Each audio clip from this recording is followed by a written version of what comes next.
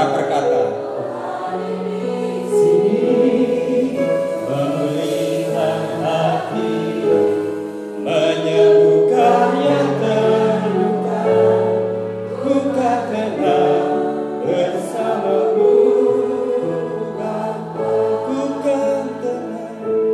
ku kan tenang bersamamu, sekali lagi ku kan tenang.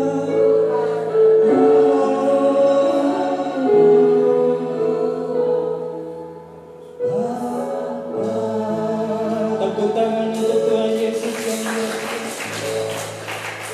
Ikuti saya berdoa. Terima kasih Tuhan Yesus yang baik dan luar biasa. Kami percaya Engkau hadir di tempat ini. Kami percaya Engkau menguasai hati dan hidup kami.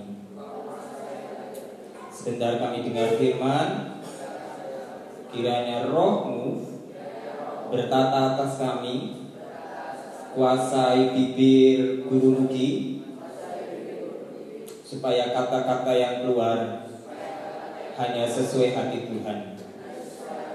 Dan juga siapkan kami jadi bejana yang siap dibentuk oleh Tuhan Yesus. Di dalam nama Tuhan Yesus Kristus kami bersyukur, kami berdoa. Haleluya. Amin. Tepuk tangan. Bukan, nomor 8. Itu belum. Baik, semuanya duduk. Selamat pagi semuanya. Salam. Selamat berakhir pekan ya. Ini akhir pekan yang indah karena mungkin banyak orang akhir pekan ini namanya akhir pekan atau bahasa kerennya apa?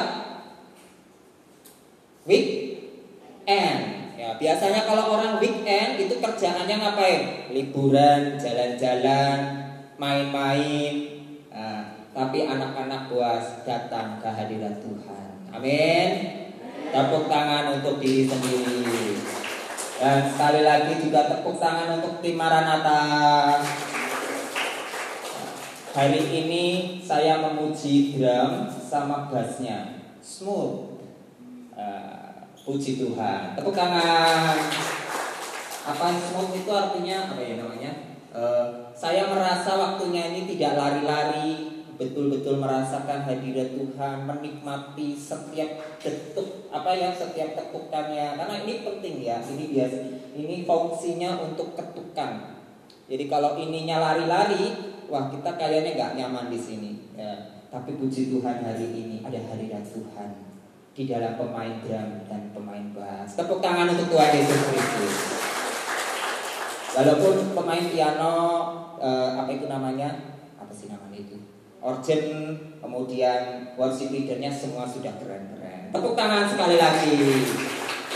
Mari kita lanjutkan. Ternyata saya baru sadar ini belum selesai. Ya, kemarin belum selesai. Kita sudah bicara tentang apa itu doa. Doa itu berarti kita sedang bicara sama Tuhan. Kemudian kita sudah juga mengenal beberapa macam-macam doa.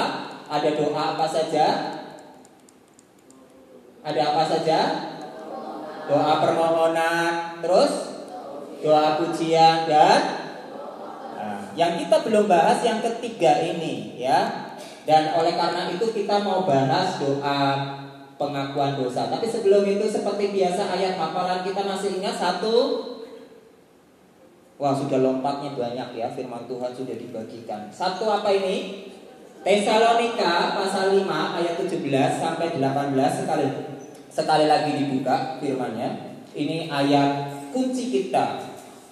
Satu ayat yang pendek sekali di ayat 17 dan kemudian dilanjutkan di ayat 18.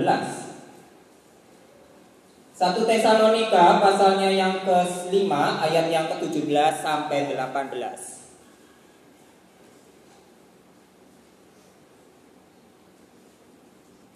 Sudah? Katakan amin jika sudah ketemu semuanya. Oke. Samuel, amin. Mana Alkitabnya? Belum ada. Oh. Yang TK belum punya Alkitab ya? Oke, baik. Gak apa-apa. Dengar baik-baik ya, fokus. Mari kita baca dan simak dengan baik-baik. 1, 2.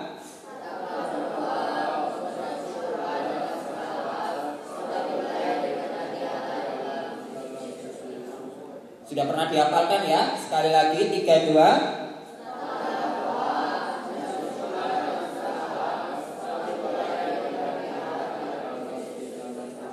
1 Tesalonika. Baik, coba kitabnya tutup semuanya, anak-anak saja ya. Kalau semuanya mau ngikutin ya nggak apa-apa. Mari anak-anak bahas, sedikit berdiri dengan lantang.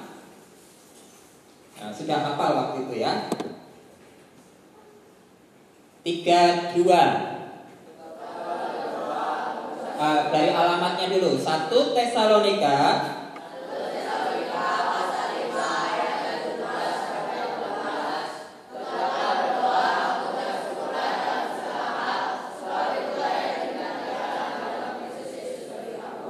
Amin.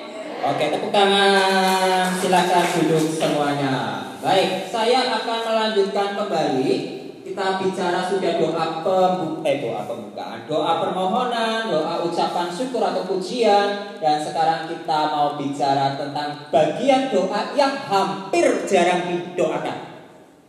Karena kalau mohon sudah biasa. Semua anak-anak di seluruh dunia ini coba kalau ditanya sama orang tuanya, kamu mau apa dek? Kamu mau apa nak? Maka akan dijawab, mau saya apa? Misal itu ya langsung tembak bingung lah gitu. Apa Timo? Mainan. Apa Luis? Gak tahu. Oh lu bingung. Aduh, apa ya? Apa Kaleb? Baju. Oke. Apa Abraham? Apa Rafael? Oh kok senyum-senyum? Kalau nggak ditanya pada minta, tapi kalau ditanya malah diem semuanya. Oke, tapi rata-rata pasti mau ya, mau sesuatu. Itu mohon-mohon. Kita mau sama Tuhan, sama nih. Banyak orang di dunia ini sama Tuhan juga begitu. Bahkan orang yang tidak percaya Tuhan Yesus juga lakukan itu, betul? Mereka datang entah kepada dewa, entah kepada siapa. Tapi kita puji Tuhan, mengenal Tuhan yang hidup. 2, doa bersyukur. Ini mulai berkurang nih. Kalau yang tadi minta-minta banyak banget. Kalau lagi masalah, ada kesulitan, ada ujian atau apa. Oh, doanya sampai kata seorang pendeta sampai terhuyung-huyung. Tahu terhuyung-huyung? Itu orang Manado kalau nggak salah bahasa. Terhuyung-huyung itu sampai jongkok begini. Ya Tuhan, saya mau besok gitu ya. Betul ya? Kayak misalnya anak-anak datang sama Wong Janim. Mungkin, Wong Janim. Rebecca, saya lihat itu Rebecca, Deborah, siapa lagi itu? Joseph. Wah, itu kalau dia datang sama yang Janim langsung memanjakan diri, berharap ada sesuatu yang dikasih. Biasanya begitu ya. Itu anak-anak biasa. Tapi ternyata kita orang dewasa juga begitu sama Tuhan. Betul? Betul? Atau jangan-jangan biasa aja saya. Waduh, itu aneh itu. Tapi ada yang berikutnya kemarin doa bersyukur atau memuji. Nah, ini mulai berkurang nih jumlahnya. Tapi masih banyak orang memuji Tuhan. Buktinya apa? Anak-anak semuanya tadi mengangkat tangan dan memuji Tuhan dengan betul-betul luar biasa. Amin. Pergi ke gereja di mana-mana udah. Kalau kamu lihat ya di gereja-gereja anak muda kayak kamu memuji Tuhan, sampai nangis. Ya Tuhan.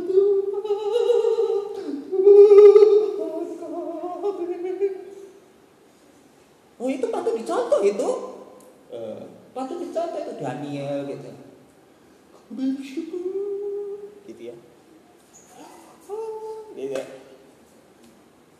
Biasa, tapi jumlahnya lebih sedikit daripada bermohon. Semua orang duniawi mengerti mohon, tapi semua orang duniawi tidak mengerti bersyukur. Puji Tuhan, anak-anak Tuhan Yesus khususnya di bawah semuanya mengerti bersyukur. Amin.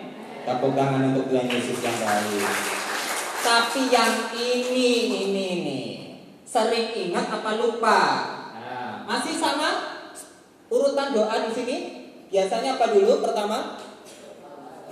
Hah? Bertobat atau sama dengan mengaku dosa. 2, bersyukur. 3, permohonan. Oke, puji Tuhan, masih sama ya. Tapi yang ini sering lupa orang Kristen lakukan. Mari buka Alkitabnya di dalam 1 Yohanes pasalnya yang ke-1 ayat 9. Dibuka Alkitabnya, dibaca bersama-sama. Hari ini akan menjadi penutup tema bagaimana berdoa ya. 1 Yohanes pasalnya yang ke-1 ayatnya yang ke-9. Sudah ketemu semuanya? Dibaca dengan lantang, dengan sikap penuh iman, dan jangan biarkan setan mengganggumu. Biarkan suaramu justru bikin minder setan. Tahu maksudnya bikin minder setan?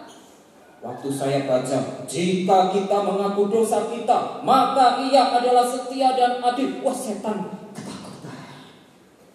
Kenapa setan takut? Karena kita dengan iman baca firman Tuhan. Yuk, dibaca dengan suara yang jelas, yang tegas, yang lantang, dan biar setan minder bahkan pergi dari sini.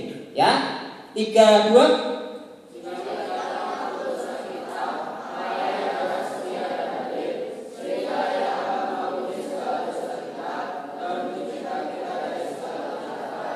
Amin. Sekali lagi dengan suara yang lebih keras lagi. 3, 2.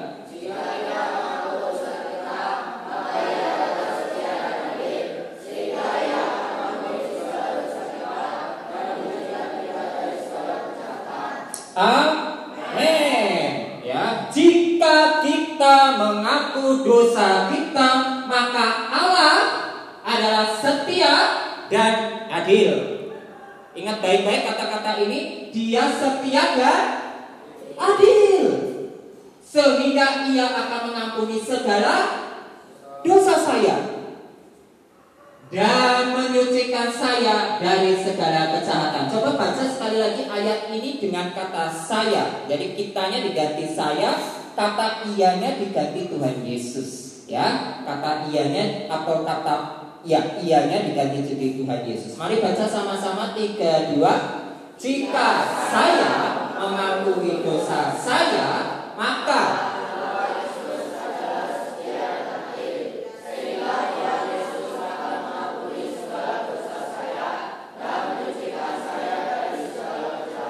amin. Kenapa saya mau bilang ini harus dibaca dengan jelas dan tegas? Karena kalau nggak tegas, setan lagi bisikin kamu sekarang. Halah, didengar ayat kayak gitu, bohong gitu. Jadi saya mau bilang, imani dengan amin. Amin. Oke, puji Tuhan. Tepuk tangan. Jadi apa sih menurut ayat ini? Coba Yunike tolong dibaca pertanyaannya. Apa itu? Puji Tuhan, betul. Kita harus mengakui dosa kita. Jangan biarkan dosa itu diam di dalam hidupmu. Ya, mari lanjutkan, Elis.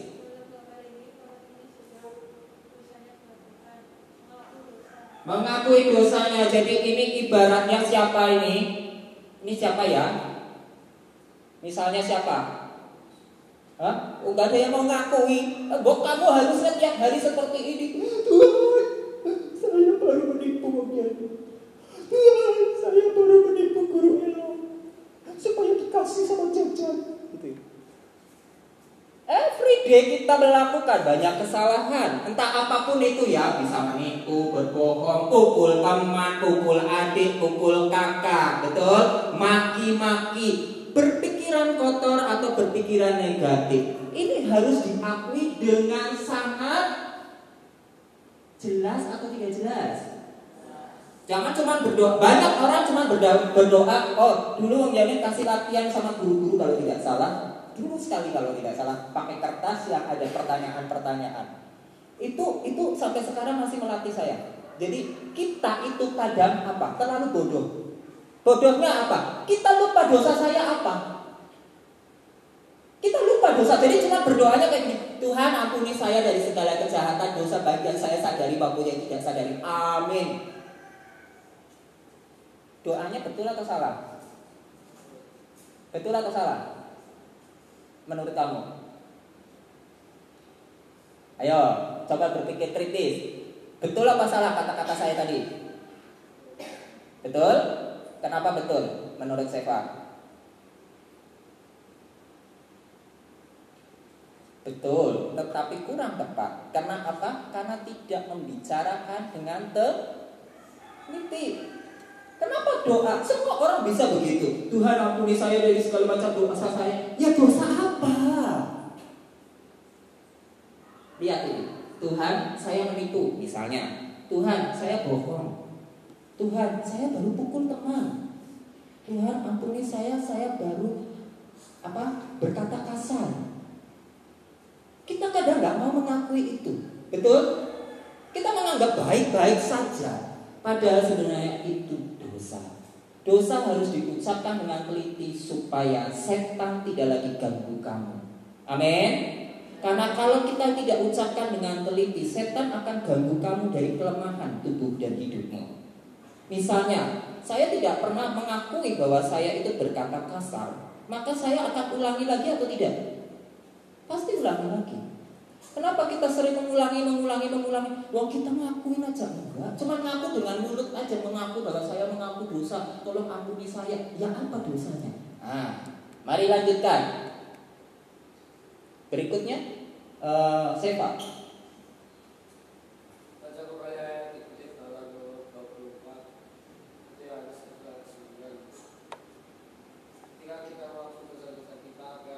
Oke, coba dilihat kembali ayatnya tadi 1 Yohanes pasal 1 ayat 9 dibaca pribadi. Terus coba lanjut dijawab.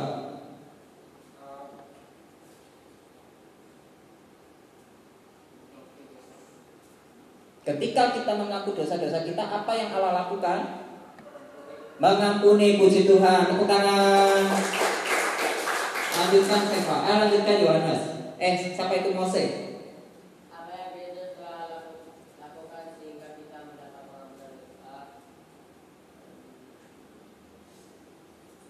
Berdasarkan ayat tadi, ini nggak lepas-lepas ini.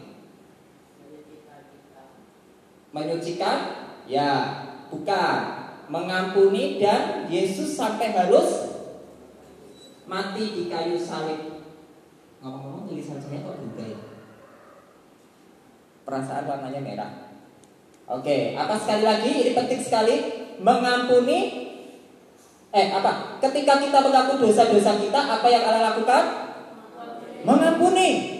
Dan apa yang Kristus sudah lakukan sehingga kita dapat diampuni dosa? Mati di kayu salib. Amin.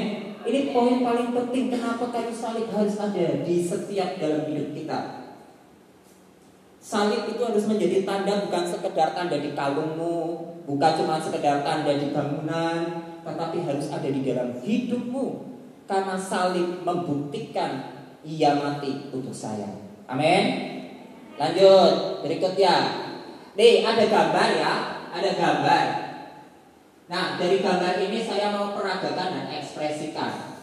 Anggap aja ini siapa misalnya ya.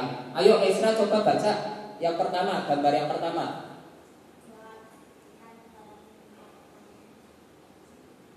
Yang keras suaranya.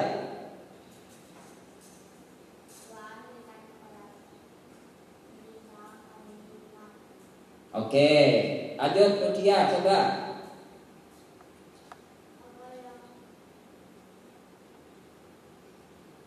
Bapak yang baik. Enggak kebaca Pak? Apa? Tidak kebaca. Oke, saya ekspresikan saja ya.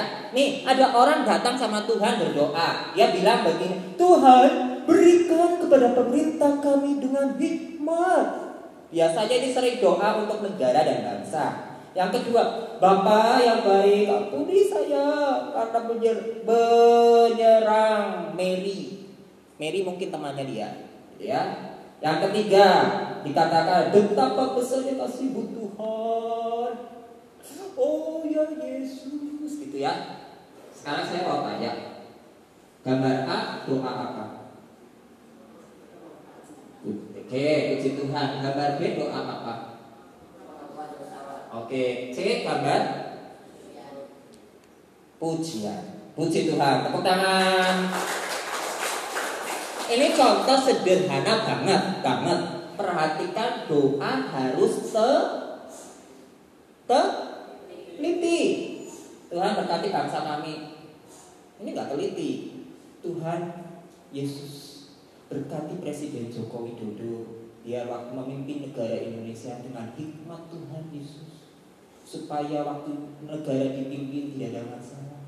Itu doa itu tok bisa berapa menit menurutmu? Tapi ini bicara tentang doa ya, bukan kita bicara tentang doa pembukaan, doa yang show off seperti orang Farisi yang pengen tampil sampai doanya seolah-olah dibuat-buat. Dan begitu, maksudnya ini doa pribadi datang sama Tuhan, menghadap Tuhan, mendoakan bangsa dan negara. Ngomong doa, satu pokok doa aja, berapa menit coba? Saya setiap hari Senin jam 8 malam kami semua berkomitmen, kelompok saya. Jadi saya berteman ada sekitar 8 orang. Purwokerto, Purbalingga, bahkan sampai Cilacap. Anak-anak muda usianya di atas kepala 30 di atas ya. Kami semua rata-rata belum menikah dan kami punya komitmen mendoakan beberapa pokok-pokok doa. Ada 8 pokok doa rutin dalam 1 tahun. Satu pokok doa itu bisa kami doakan minimal sekitar 10 menit sampai 15 menit. Kami mulai dari jam 8 baru kelar mungkin sekitar jam 10 via online. Semuanya via Zoom ya. Via Zoom tapi bukan nontonin doang begini. Mereka nya doa kita tonton gitu. Enggak. Saya berdoa, dia berdoa, situ berdoa sama-sama. Mungkin Ella tahu istilah doa korporat ya. Itu gayanya GMS, Gereja Mawar Saron. Korporat, jadi sama-sama semuanya bersuara mendoakan pokok-pokok. Bayangkan ya, doain satu pokok aja kadang bisa panjang. Karena apa? Masalah dunia ini begitu banyak dan yang kita tahu itu cuma sedikit. Dan kita berdoa untuk yang sedikit ini. Ya, jadi mari yuk komitmen. Kalau pergi masuk ruang doa itu beberapa kali saya lihat kadang-kadang begini. Aku masuk ruang doa ya, rebutan, hebat sih. Waktu merebutannya mah keren. Habis masuk tak liatin gitu. Udah keluar. Berapa menit ya? Dia doa mungkin baru gini. Ya Tuhan kami, amin. Gitu ya. Ayo berdoa lebih teliti ya. Saya yakin dan percaya ada banyak waktu di tempat ini untuk kamu datang sama Tuhan. Amin. Doa apa? Doa misalnya besok mau ujian boleh atau gak boleh? Besok mau belajar boleh atau gak boleh? Aku matematika gak bisa, kemarin matematika nilainya pada anjlok, pelajaran IPS pada anjlok. Udah pada doa pertobatan belum tuh? Tuhan maafkan doaku saya. Hari ini nilainya saya 30 karena lupa belajar. Besok pasti saya yakin dan percaya pengurapan Tuhan terjadi. Amin.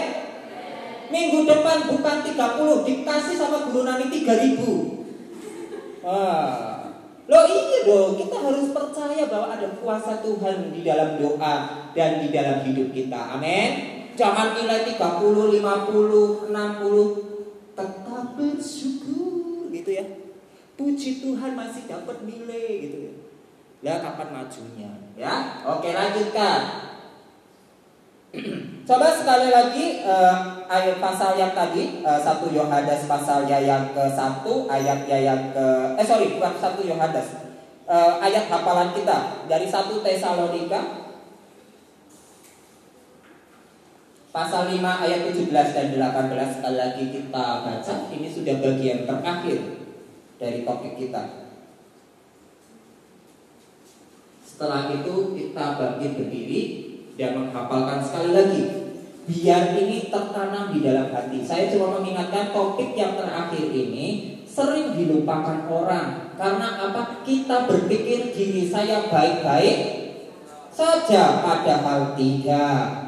Setiap hari kita harus mengaku dosa. Entah itu waktu Guru Nugi mengajar, mungkin tanpa Guru Nugi sadar, tapi harus nih, saya kadang-kadang jujur saja dengan karakter saya. Karakter saya kamu tahu ya, saya mungkin orangnya gampang bicara, cukup ya nggak keras-keras banget, ya lembut ya. Saya lemah lembut loh. Jadi kadang saya lupa tadi saya bikin dosa apa. Nah, saya masih pakai yang nyanyiin kasih dulu. Jadi kadang waktu mau doa saya baca lagi gitu. Saya lupa pertanyaannya gimana. Pokoknya intinya, apakah saya berkata apa, apakah saya ini, apakah dibaca lagi gitu ya. Tak pikir-pikir tadi kayaknya saya baru ngomong apa ya sama Yohanes ya, atau saya baru ngomong apa ya sama Daniel. Kayaknya saya ngomong mungkin menyakitkan kali ya. Kemarin kayaknya mungkin sama Mose ya. Maksud saya kan baik, cuma ternyata dalam hati Tuhan kasih tegur. Kamu harusnya nggak gitu ngomongnya. Itu untuk saya. Nah, untuk kamu mungkin setiap orang beda-beda ya. Saya mengakui saya punya kelemahan. Saya cara bicaranya mungkin langsung to the point. Dan itu kadang belum tentu bisa diterima orang. Setiap orang beda-beda. Ada yang kelemahannya misalnya tangannya. Puji Tuhan tangan saya belum pernah pukul. Ada yang pernah saya pukul? Ada yang pernah saya tendang? Nah, karena memang bukan karakter saya. Tapi Timo, Song Hun, every day, every time kerjaannya tangan dan kakinya bergerak gitu. Wah, Mose juga. Nanti tiba-tiba ada Yabes datang ke kantor saya bilang gini. Atau siapa itu misalnya David juga sering. Alasannya nanti gampang. David gak mau lipat baju. Ya iya, sudah tahu. Guru Bo ini udah tahu. Semua guru di sini sudah tahu itu anak-anak TK itu yang susah lipat baju. Makanya kamu sebagai kakak bagaimana dengan sabar hati, tapi penuh kasih, tapi jangan tendang dan pukul juga. Oke? Itu salah satu, coba koreksi sama diri sendiri. Sekali-kali mungkin ya. Besok bikin catatan gitu. Hari ini bla bla bla bla, hari ini bla bla bla bla. Saya kemarin bikin apa ya, masalah apa ya. Nah, diinget-inget itu supaya jangan mengulangi lagi. Oke, sekali lagi ayatnya sudah terbuka semuanya. Mari dibuka sekali lagi 1 Tesalonika pasal 5 ayat 17-18. Setelah itu sekali lagi bangkit berdiri dan hafalkan. Bukan cuma menghafalkan di sini, tapi hafalkan dalam seluruh sepanjang hidupmu ya. Mari baca 3, 2.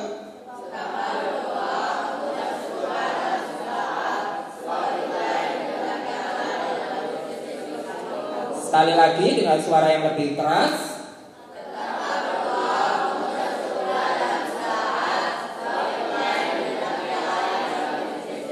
Oke, Alkitabnya tutup 1 Tesalonika pasalnya yang ke-5 ayat 17 sampai 18.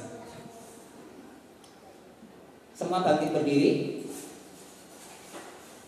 dengan suara yang lantang. Ayat TK juga bangkit berdiri. Kalau bisa mengikuti. Nah, saya yakin dan percaya firman Tuhan itu bukan sekedar dibaca, tetapi waktu dengar masuk kepala, Roh Kudus bekerja. Amin. Ya. Mari kita ucapkan dengan suara yang penuh iman dan dengan penuh amin ya. 3, 2, 1. 1 Tesalonika. Tetaplah berdoa.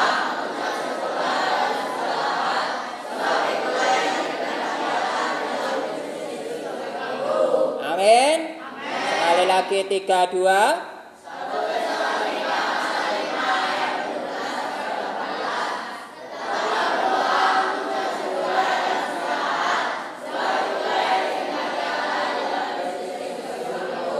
Amin. Oke, sebelum saya selesaikan, mari kita ulangan bentar. Ulangan kayak sekolah ya. Istilah apa yang dipakai Alkitab untuk percakapan kita dengan Tuhan? Puji Tuhan. Ada 2 bagian komunikasi Bapa kita di surga. Pada satu sisi Tuhan berbicara kepada kita melalui doa. Pada sisi lain, mana ini? Langsung slide yang kali bawah. Oh ya. Pada sisi lain, kita berbicara salah kebalik tadi. Padahal Tuhan berbicara kepada kita melalui Alkitab. Pada sisi lain kita berbicara melalui doa. Puji Tuhan. Kemudian seberapa seringkah seharusnya kita menjadikan waktu untuk berdoa dan membaca Alkitab? Sedikit ya? Sedikit ya? Setiap hari 1 kali. Kalau perlu setiap hari 3 kali kayak makan. Jangan mau kalah. Yang lain ada yang 5 kali, di Bali 3 kali. Saya pernah ngomong ya, di beberapa ajaran yang lain, keren mereka. Nah, kita juga nggak mau kalah. Kalau perlu pagi, siang, sore, malam kamu berdoa, baca firman. Jangan cuma duduk tenang tanpa suara, gitu ya. Tapi hati melayang. Lanjut, nomor 4. Apa 3 jenis doa yang baru kita pelajari?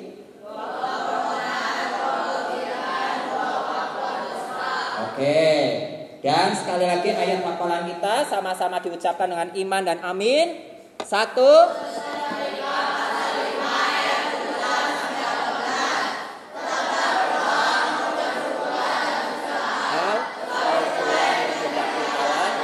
Kristus Yesus. Amin. Mari kita berdoa.